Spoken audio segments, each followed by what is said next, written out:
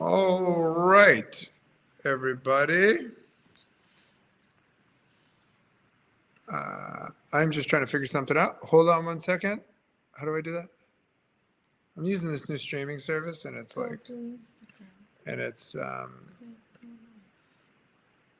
little bit tricky for my likings. Anyways, if you are new to following me, I am a physical therapist from the Tampa Bay area. I have a clinic where, like, most people come in here, and has the kind of a failed everything story, right? They come in, they tell me I'm sick of the medical system, I've had, low back pain or whatever for years, decades, and nobody knows what's wrong with me, that kind of thing, right? And I get exceptional results within that patient population, but generally do not worry about treating these chronic pain that patients that nobody knows what's wrong with them type thing. And I have a lot of people know me as a clinical expert. I published statistically historic papers in readership, not just in orthopedics, in the field of medicine. So I go to my, one of my social media channels and Welton Methods, and just go to the top, and it says, like, it shows the views, like my sacral paper, like in the last 12 months. I published it years ago. The last 12 months is getting over 13,000 reads, and that the average paper is like 800 to 1,000 after 3 to 5 years after publication. But this is at 13,000. My SI joint's almost at 12,000. You can see the numbers there. And just in the last 12 months, not total. Total is off the charts as well. So anyways, like the Lancet and New England Journal of Medicine and all that gets like 3 to 5,000 views or reads 3 to 5 years after publication. And these papers are doing multiple times that. So this is and the reason why that happened is because I've been using these protocols in here for years. And like I don't worry about whether there's some cases that'll give you a run for your money, but I don't really worry that this is going to work or not work type thing. It's not something that keeps me up at night. Anyways, it's used all over the world, literally all over the world. My methods are being used, and people report, and I post all the time that they are getting amazing results with it. So that makes me happy. Now, today I am talking about this patient. Okay. Now, they say that physical therapists promote life and doctors save lives. What I am doing in here is very different. I have a chronic pain clinic. Okay. Yesterday, I evaluated a woman who told me that she does not want to live anymore because of this chronic pain. And as soon as I heard that, I knew what was wrong with her. She can't sleep, she can't sit, she can't lay down, she can't roll over in bed. And she was like 40. And she had this pain for years. They've done all these ablations and injections and you name it. This poor woman had tried it. And in my head, before I even got my hands on her, I was thinking that this patient had SI joint dysfunction, sacral torsion, and sacral shear. Why? Because I do this for literally a living. And this train never ends of SI joint sacral torsion shear patients. It never ends. All day long, all week long, I see this in here. It's totally bonkers, totally insane. And these are mechanical issues. It doesn't show up on x-rays and MRIs, okay?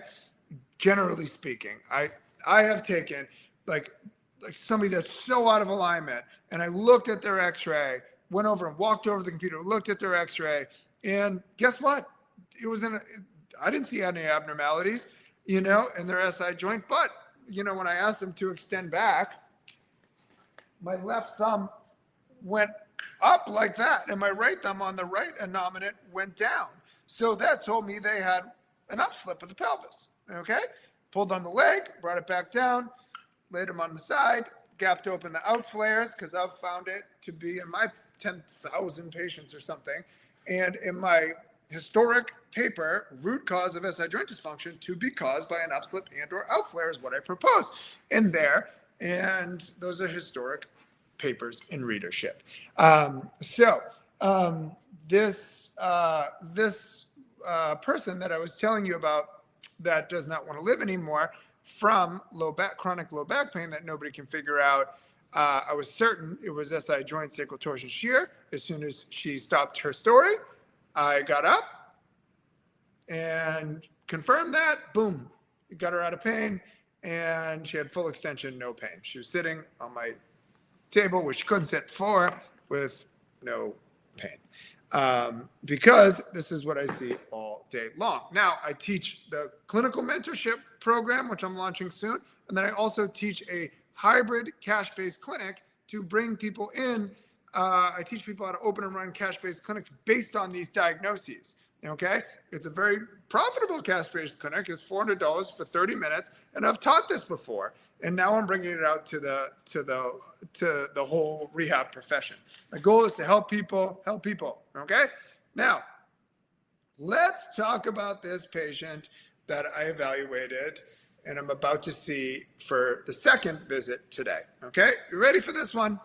1987. This gentleman hurt his back. Okay, he has had 3 fusion surgeries, 5 screws, no help, did not help him. The 3 fusions did not help him, he said. Epidural steroid injections and SI joint injections.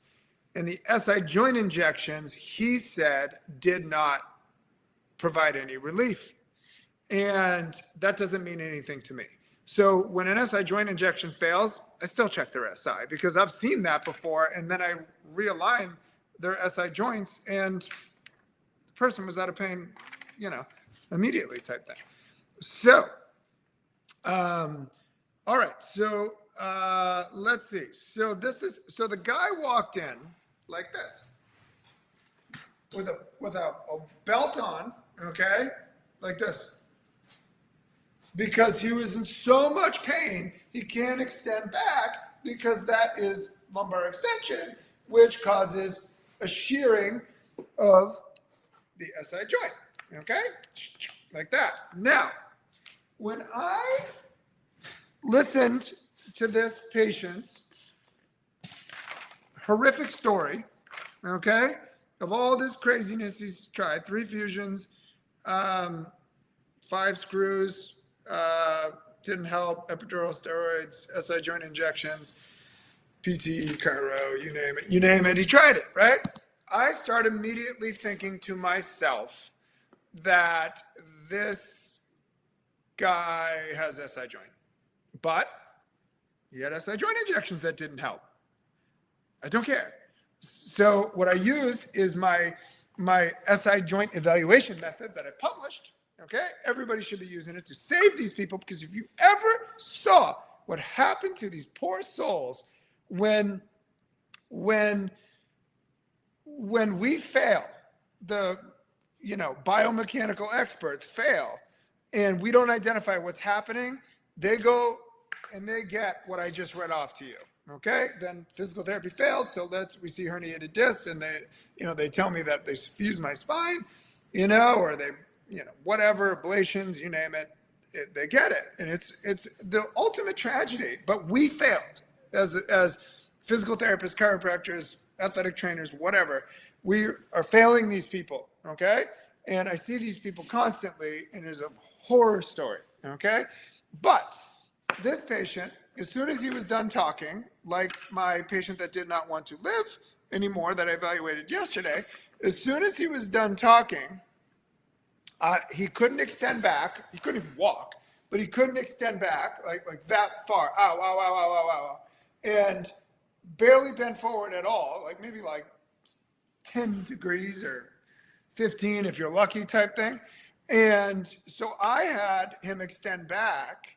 And when I did, my left thumb translated superiorly on the PSIS, okay? And then my right thumb there's a bone on the side too. My right thumb translated inferiorly. They both should have translated inferiorly, which told me in this patient that he had an upslip right here. So I show that patient this. I go, watch. I go, you see these jagged edges right here? You see those jagged edges? That's why you can't sleep, and that's why you can't walk. That's why you can't sit, is because these jagged edges are shearing against themselves. It is shearing bone pain is what these people are going through. And there's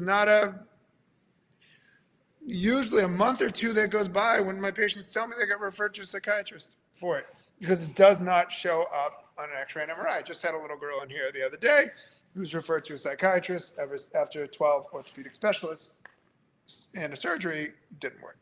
So, but this particular patient was out of pain immediately, and I just followed up with her 3 weeks later, and she's 50% better. So this particular patient that I'm talking about that had the failed surgeries and injections and ablations and SI joint injections, he had an upslip, and then I find in the chronic pain world in my patients, they always have bilateral outflares. So it flared out like that, okay?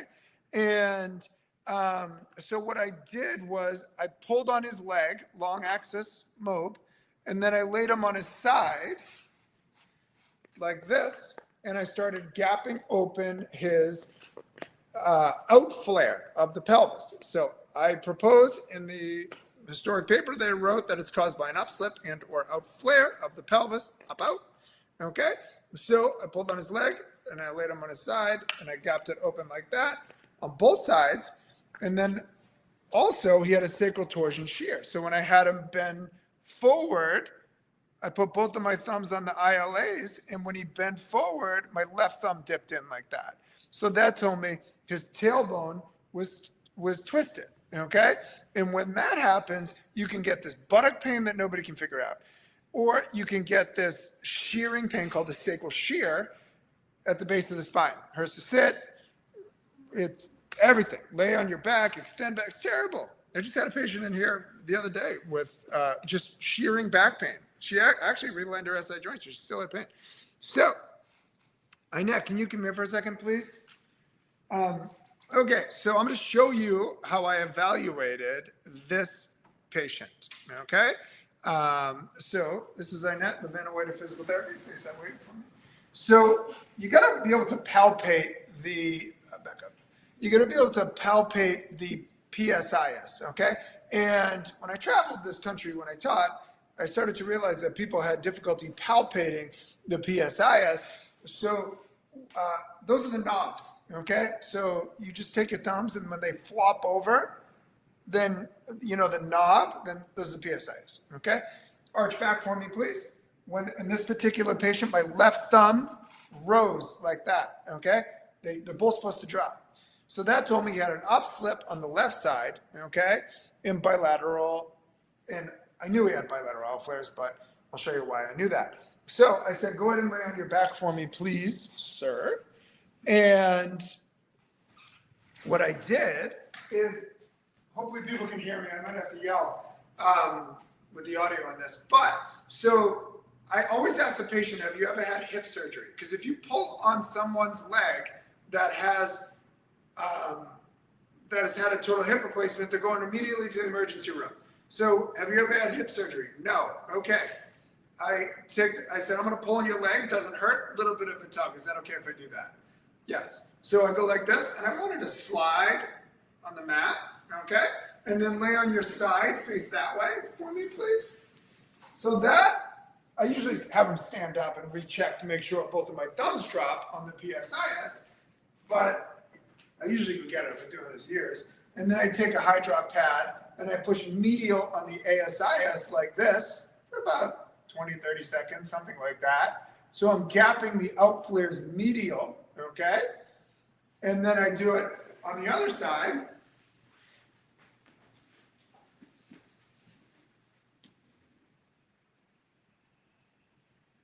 Like that.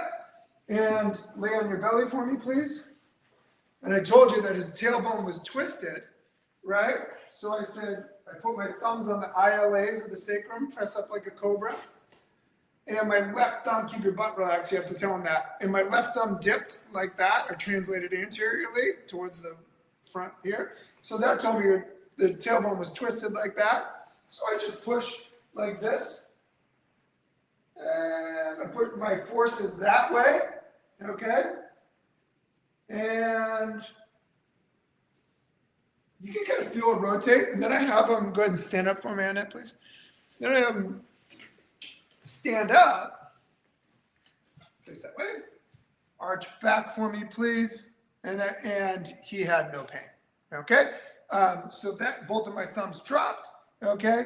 And if he still had some pain, what I do is I just push medial on the ASIS like this bilaterally, okay? Like, whoop, like put my hand here and then like that, and I hold it. And then I say, go ahead and extend back. And go ahead and extend back for me, please. And he said, no. And I said, walk for me, boom. He's like, oh my gosh, I feel better, that kind of thing, right? Thank you, Annette. So that told me that this patient had, despite all of this, despite 3 fusion surgeries that he told me did not help, epidural steroid injections, SI joint injections, 5 screws, you name it, this guy could barely walk, he was desperate. He had SI joint. So now I know what's wrong with him, and I will put him on my protocol, my SI joint protocol and my sacral torsion protocol, and I expect him usually about 5 to 8 weeks-ish. I find people stabilize, but some people take longer. So, you know, that could take a little bit while longer, especially older folks. But other than that, I'm not worried about this patient. Now, remember that your SI joint can refer into all these areas and cause sciatic-like symptoms, okay? I see it all the time, okay?